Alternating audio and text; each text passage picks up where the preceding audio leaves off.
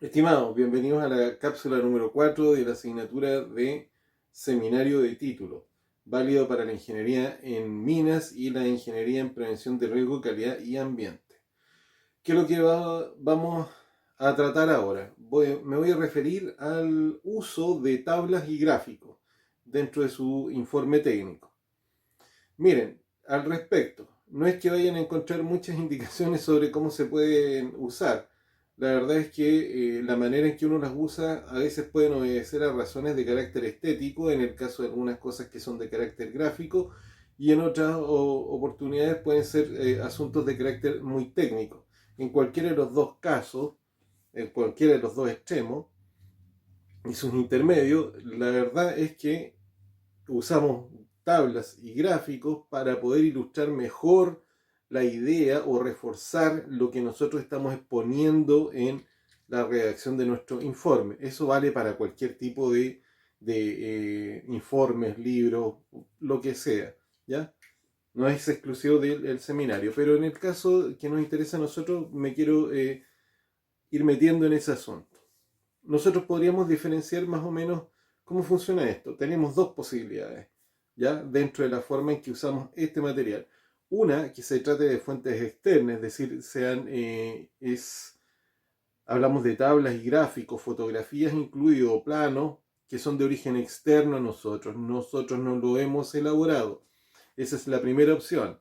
Son esas cosas que nosotros sacamos producto de la recopilación de antecedentes que tenemos, ¿ya? Y luego tenemos otro tipo de tablas y gráficos que son los que son de elaboración propia. Me voy refiriendo uno por uno y por qué tenemos que hacer una diferenciación. En los primeros, ¿qué es lo que nos interesa? Por un asunto de convención, nosotros tenemos que respetar, por ejemplo, cosas que tienen que ver con el derecho de autor. Y por el otro lado, por asuntos que tienen que ver con la honestidad profesional del trabajo que realizamos, tenemos que siempre indicar cuál es la fuente de esas tablas o gráficos o fotos o planos que nosotros estemos utilizando. ¿Sí? Esa es la primera consideración. En la siguiente categoría, estas que son de elaboración propia, nosotros tenemos que señalar que son de elaboración propia, aunque sean utilizando datos que no son nuestros. Me voy a explicar. Podría ocurrir que sacamos datos que podrían provenir, en este caso, del Ministerio de Medio Ambiente o el de Minería, ¿ya? Y sacar una tabla, pero que esa es una tabla simplemente con un conjunto de datos y nosotros hemos decidido llevar esa información y representarla en un gráfico de torta para demostrar de cuál es la situación con una mayor proporción o las que son de menor relevancia, las queremos representar. En ese caso, lo que nosotros tendríamos que hacer es indicar que es de elaboración propia la tabla, pero, o sea, el gráfico, pero con datos aportados, por ejemplo, del Ministerio de Minería. ¿Ya? Ojalá que se capte la idea.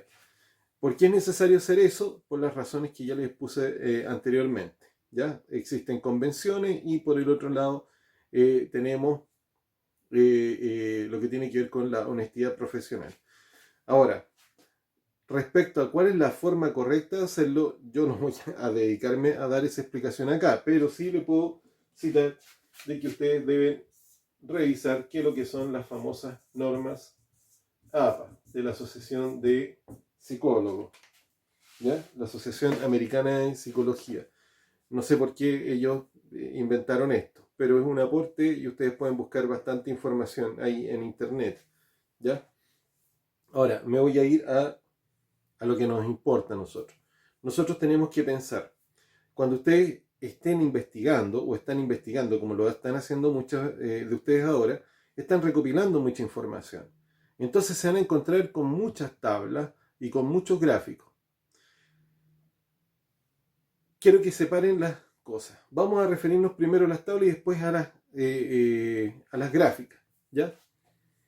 Nosotros hablamos de tabla como un conjunto de datos que nosotros los tenemos ordenados y que ese orden o esa estructura a nosotros nos permite hacer un análisis.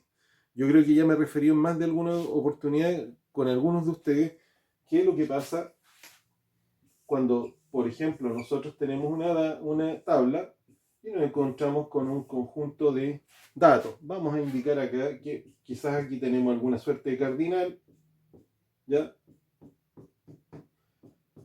Y tenemos algunos datos, por ejemplo, podría ser, no sé, esto podría ser un contenido de mercurio, un contenido de plomo, y esto podría ser un contenido de sílice. Vamos a pensar de que se trata de un muestreo que se realizó de material particulado y su composición, ¿ya?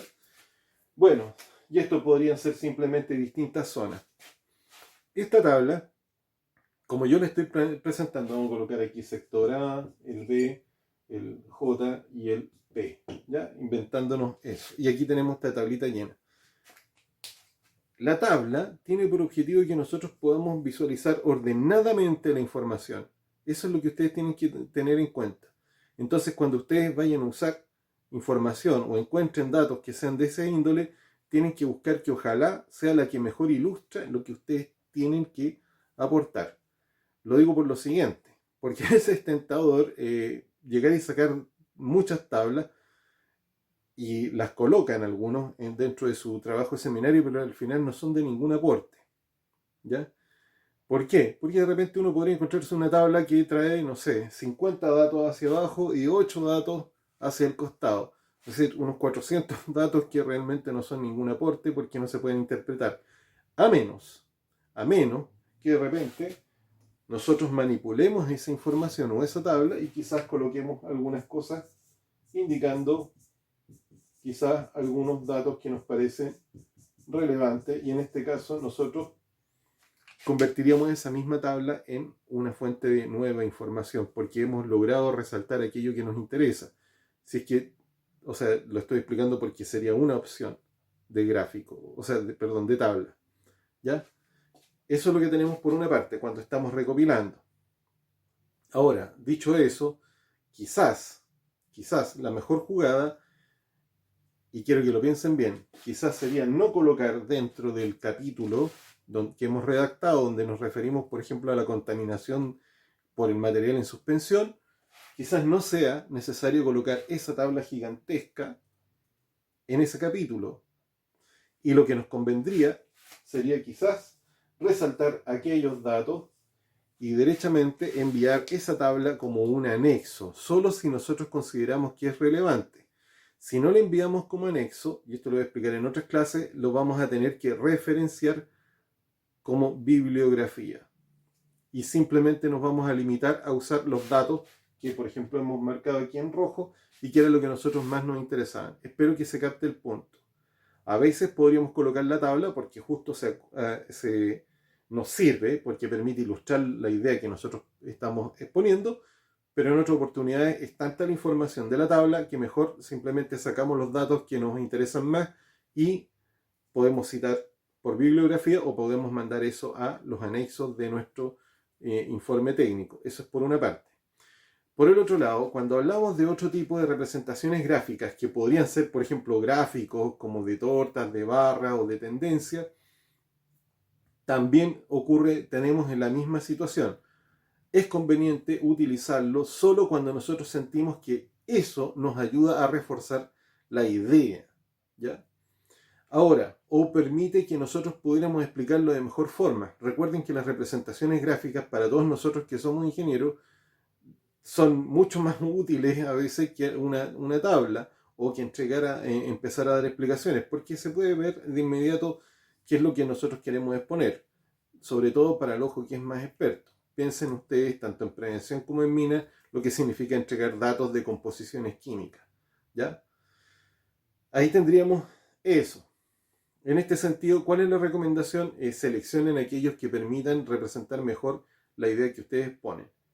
Ojo, no quiere decir de que no se puede entregar mucha información ni nada por el estilo, simplemente estoy diciendo hagamos la restricción.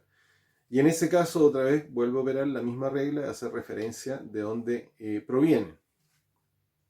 Ya. Pero ahora, también nosotros tenemos que darnos cuenta, en más de alguna oportunidad no se va a tratar de gráficos, ¿ya? Sino que más bien podría ser que nos encontremos con algo como un plano o con una fotografía. En ese caso, hay varias opciones. O la colocamos de inmediato, dentro del mismo capítulo que estamos redactando, o derechamente podríamos colocar en alguna parte ver figura del anexo 5 y se coloca ver figura 3 del anexo 5 y nosotros derivamos esa imagen para que se pueda ver mejor en otra sección del documento. ¿Por qué?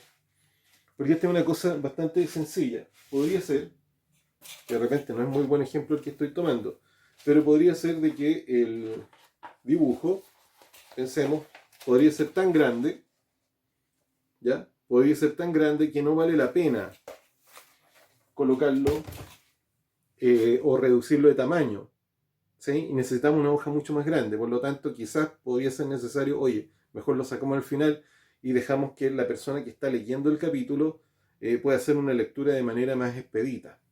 Y por lo tanto, ¿qué haríamos con ese material? Lo podríamos mandar hacia el final a un anexo. Fíjense que es más o menos la misma lógica de lo que acabo de decir para las otras dos cosas. Ahora, respecto a ese material gráfico o de tabla que son de elaboración propia, aquí hay que tener un poco más de cuidado. Y se los voy a plantear de la siguiente manera. Porque está muy difícil que por elaboración propia nosotros tengamos una tabla como con 50 datos hacia abajo y 10 datos de manera horizontal. Está muy difícil. Si les está pasando algo así, entonces posiblemente se están equivocando. ¿Ya? Se hace necesario ir reduciendo eso. ¿Por qué? Porque su trabajo apunta en la otra línea. Ahora, no quiere decir que no le pueda salir así la información. Puede pasar, pero eso significa que una información tan grande no va dentro de un capítulo. ¿Sí? Si ustedes se dan cuenta que tienen una tabla que tiene como 80 datos y cuesta, no, eso tiene que ir en un anexo.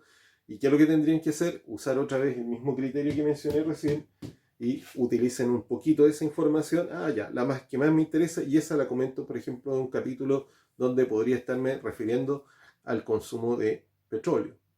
¿Ya? Y simplemente rescato los datos que me parecen más interesantes y lo que haría sería derivar hacia ese anexo. ¿Ya? Ahora, respecto a los gráficos pasa exactamente lo mismo que mencioné. No deberíamos tener muchas diferencias. Y respecto a otro tipo de cosas como pueden ser imágenes y por el estilo o planos, también. Siempre el criterio tiene que ser el siguiente. Para todo lo que acabo de mencionar es la información gráfica que voy a utilizar, si es tablográfico, tiene que servir para mostrar o darle valor a lo que yo estoy exponiendo. Si no cumple con ese primer criterio, entonces yo me encuentro con la necesidad, mejor lo saco. Por el otro lado, si me sirve, también tengo que considerar que necesito que la lectura sea expedita. Por lo tanto, no tiene mucho sentido interrumpir la lectura. Piensen en esto, interrumpir una lectura que son de unas 4 hojas, donde están colocando algunos aspectos de carácter técnico, interrumpirlo con 2 hojas con puras tablas y gráficos. No sé si tiene mucho sentido. Eso ustedes lo tienen que considerar. Quizás sería mejor mencionar y colocar ahí entre paréntesis, ver tal tabla, tal gráfico, tal foto, tal plano, y eso enviarlo a un anexo. Eso es lo que puedo mencionarles hoy respecto al uso de tablas o gráficos. ¿Sí? Lo que me interesa a mí es irle aclarando un poquito algunas cosas, tal como se lo he mencionado anteriormente, sobre cómo podrían ir elaborando más adelante su informe técnico de seminario. ¿Ya? No estoy sugiriendo, por si es que alguno se está envalentonando mucho, que se pongan de inmediato a trabajar en la redacción. ¿Sí? Porque recuerden que hace falta un poquito más de tiempo para terminar de hacer la recopilación inicial. Bueno, lo dejamos hasta acá y nos vemos en Teams.